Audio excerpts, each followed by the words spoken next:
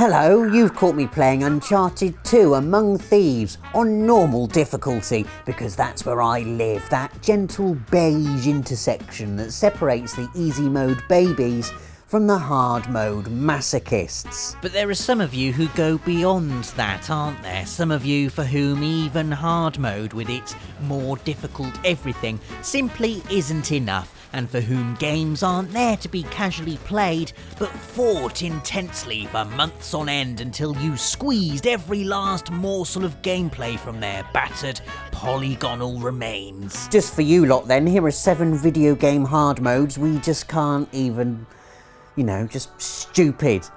Oh look, I finished Uncharted 2 now. I've got a silver trophy. What's wrong with that? I'll tell you what's wrong with Doom's Nightmare mode, the first entry on our list. Monsters respawn and they move way faster than normal and you can't even use cheats. Doom is all about killing things quickly and violently, and Nightmare mode is the ultimate expression of that. You have to be quicker and more violent than ever. But more than that, you have to know the game inside out. You have to be shooting demons before they even appear on your screen. You need to study the game harder than you would a PhD in biomechanical engineering, basically. Otherwise you'll be dead before you can even start humming along to that music.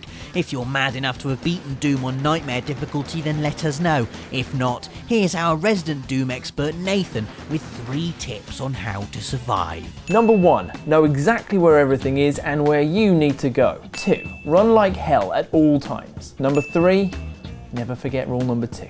Naming your difficulty level is crucial nowadays. It has to be something that sticks in people's minds, something that sounds exciting and worth beating. Simply calling it hard mode is a bit like saying, sorry everyone, but this isn't going to be very much fun, which is why I take my hat off to Capcom and what they decided to call the toughest difficulty level in Devil May Cry. Dante must die. That's just pure genius. It's essentially a line of unspoken dialogue delivered to you, the player, by every enemy in the game.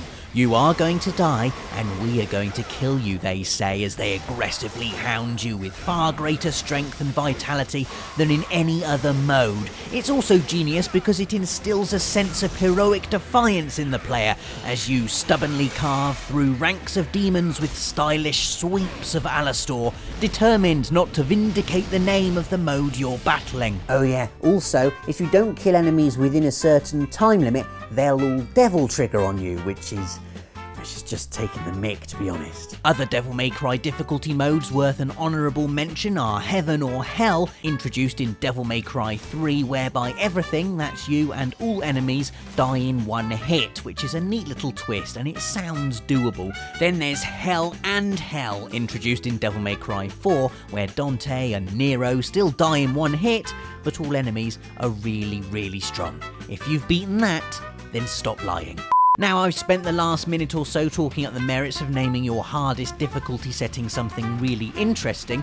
How about one simply called Level 35? You know what I'm talking about, Destiny fans. It's Prison of Elders. As of right now, the hardest slice of PvE in the entire game. You'll wipe probably at least 15 times, but it's worth it, isn't it? Because at the end, you get that lovely big golden treasure chest. Which might have something excellent inside it. Also, you get an armor core and a weapon core and some etheric light and 500 reputation, so ploughing through the increasingly tough waves of Fallen and Hive and Vex and Cabal is not without its rewards.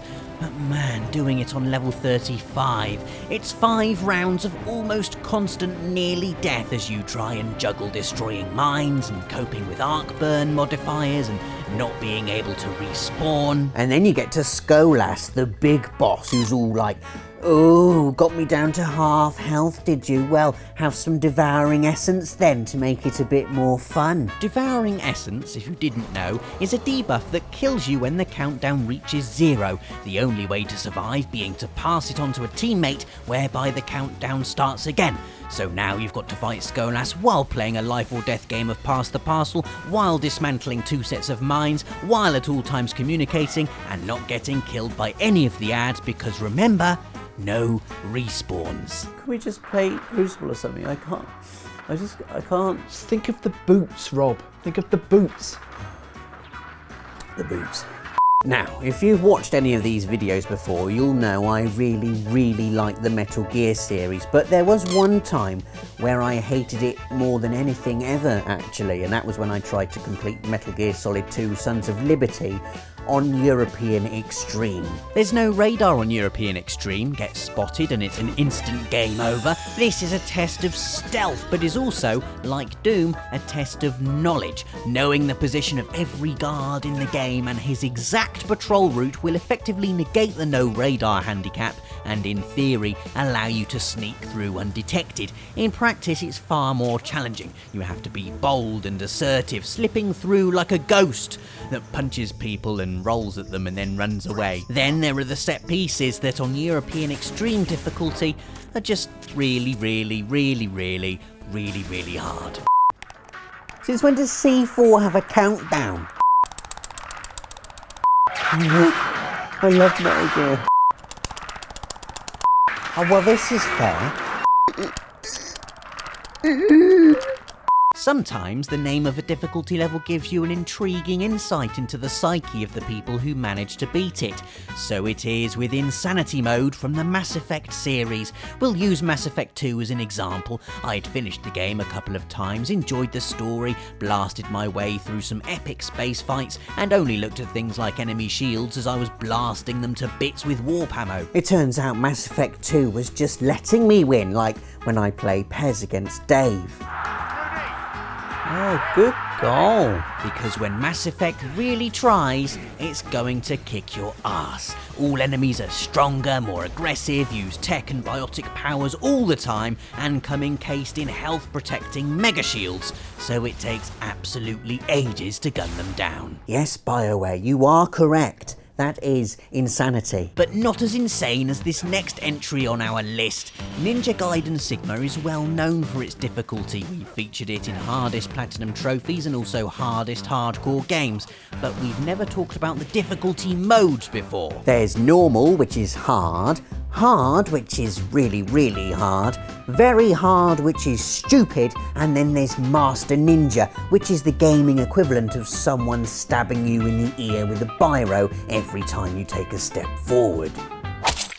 As well as being harder than a diamond with a face tattoo, Master Ninja mode chucks what are essentially new enemies at you. Red Spider Ninjas, for example, appear right at the start and are so cool because they can now hit you with fire and kill you in one combo. Lovely. Plus the bosses now come with additional ads for you to deal with, as if taking them down wasn't difficult enough already. Right, last entry now, and I've saved my personal nemesis for the very end. Technically, it's probably not as hard as some of the other games we've had, and feel free to scoff away in the comments, but my god, Call of Duty World at War on Veteran difficulty can suck my Browning M1919. How many grenades did the Nazis have in World War II, for crying out loud?